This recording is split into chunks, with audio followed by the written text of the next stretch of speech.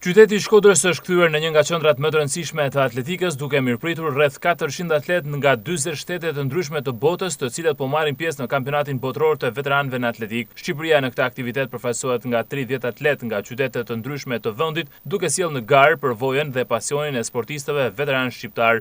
Kjo është edicioni i tretë i Speed Master Athletic Challenge. Është edicioni i tretë që zhvillohet këtu në Shkodër dhe është pjesë e EMA League, European Master Athletics League. Është një serë e aktivitetesh të EMA-s, të Europës, të cilat zhvillohen në 10 vendet e Europës dhe një ndërto është Shkodra. Shkodra tani ka marrë një vend deri në Europën e mastrave dhe pjesëmarrja këtë radhë është shumë e mirë. Femra, meshkuj dhe gjithashtu dhe jashtë gare që janë të rinj marrin pjesë në këtë aktivitet. Sa vjen edhe përmirësohet cilësia.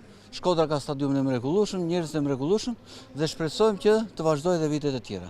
Pista e mrekullueshme është një pistë gati për, domethënë e gatshme për sprinter dhe janë atletë më të mirë që marrin pjesë. Kemi disa kampion bote që marrin pjesë në këtë. Ky kampionat po zhvillohet në pistën e stadiumit Loro Boriçi në Shkodër dhe shënon vitin e tretë radhazi, që organizohet nga shoqata e veteranëve të atletikës, duke e kthyer qytetin e Shkodrës në një pikë referimi për sportin e këtij niveli.